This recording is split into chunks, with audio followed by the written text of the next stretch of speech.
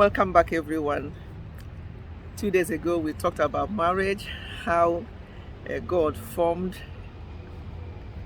Eve from the rib of Adam, and so on and so forth. Today, I want us to look into some of the myths of marriage. Something people think are true, but they are not. That's what myths are. So let's look into some of the points I noted down.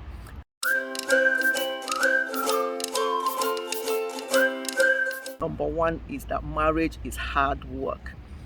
They'll be like, oh, put you off, marriage is hard work, don't go there. No, no, no. I wouldn't use that word, hard work. I would rather say that marriage requires commitment. It requires effort.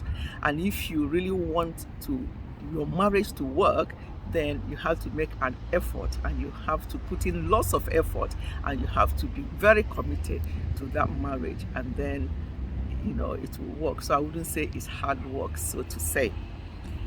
The next one is that marriage will settle or deal with all your problems. The reality is that it's not true. Marriage is not going to settle or deal with all your problems. It may even cause you more problems, especially if you did not think it through before you get married, or during your relationship time, you did not discuss things, you are not open to communication, as I said, and you did not sort things that needs to be sorted out, and you think that, oh yeah, when we get married, that will settle things, everything, all those problems will end. No. Anything that you did not settle during your courtship, during your courtship, and then you think that when you get into marriage that it will settle or solve the problem. No, it's going to create more problem. So that's a big myth. The next one is that marriage is great, it is loving, and things, and healthy marriages come naturally. No, the reality is that all marriages experience issues here and there. You have your peaks, you have your lows. The lows are the valleys. You can be in the valley for some time, you can be on the mountains for some time. So it has its peaks and lows. So no marriage is, we'll say that is great, it's loving, and healthy marriage comes naturally. It does not come naturally. It has to be worked on. It has to be worked on. So you have to really desire to get married and be prepared to put in that effort and the commitment. The next one, your spouse will complete you. You think that once you get married, you'll be complete because your spouse will make you complete. No, the thing is that you are already complete. A spouse can complement you, but not complete you. You're already complete. Should be already complete before you start thinking of marriage, and then your spouse can complement you. But as I say, not complete you. It is unreasonable to expect that your spouse will fulfill all your emotional needs, because you are two people, individuals. Both of you have your needs. So it's a case of you trying to work on each other, or trying to understand each other. But don't think that your spouse will complete you. It's a myth, a big one. The next one, married couple have less satisfying sex lives.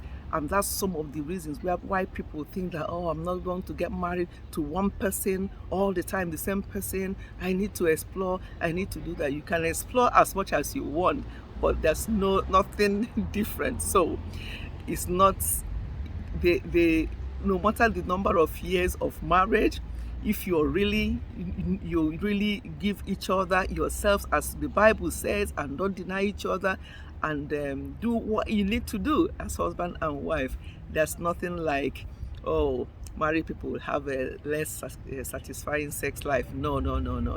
That's excuses people make because they're not putting in the effort that is required to make that to get that satisfaction in their marriage. So work at it and make sure that you do what you've got to do as husband and as wife, and that myth should not be there. The next one, marriage is like a box of cookies or chocolates. You never know what you are getting into. Well, I must say that successful marriage is not the result of luck or chance. Similar values and life goals helps in building a marriage. So it's not like you by a chance you just let me just it's not a gamble. You have to work on it. Next one, conflicts only starts from the behavior of a spouse. Like conflict issues, problems only starts from the issues from the behavior of a spouse. I wouldn't think so, because conflict can start from anywhere.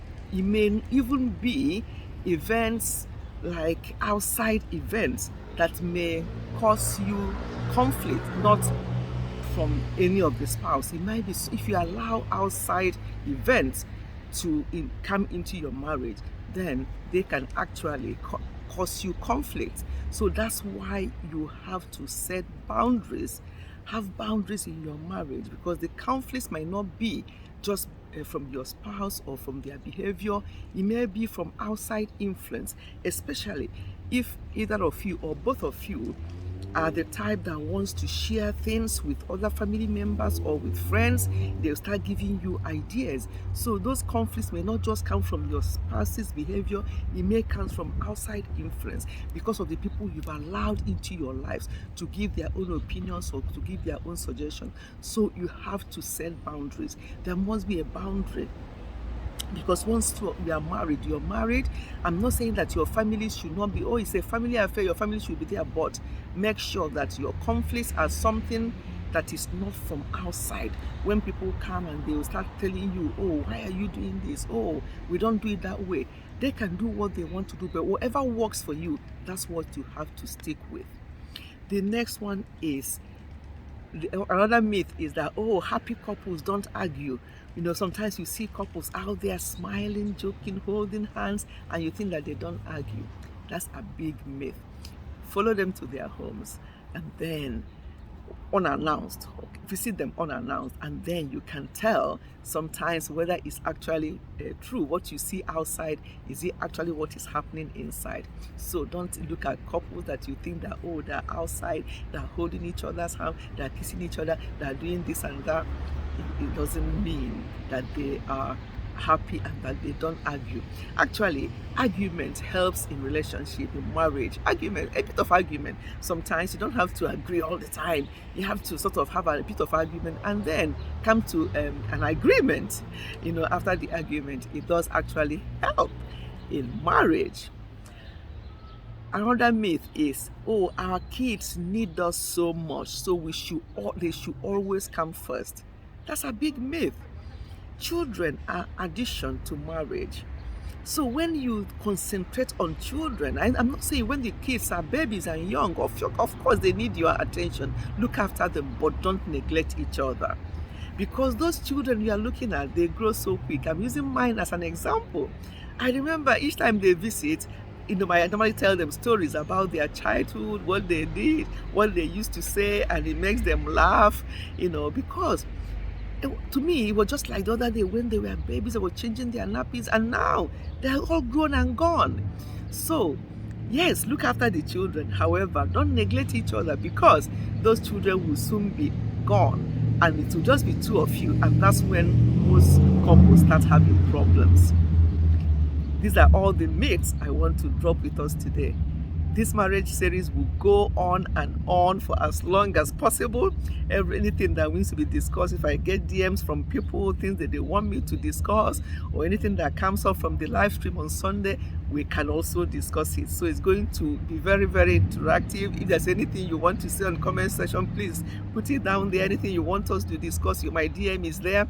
DM me and we can talk about this. It's no one size fits all in marriage. There's so many different ways people can enjoy their marriage, and what works for one may not work for the other. Just find what works for you and stick with it, and you will enjoy your marriage. Let's keep going on this marriage series, and there's going to be very, very fun. It's going to be very fun. A lot of things coming in this marriage series. So just leave an open mind and be very interactive, please. If you disagree with me, that's fine. Let me know why, and tell me your own views. And as we keep going on this series. I'll see you again in the next series. Goodbye and God bless.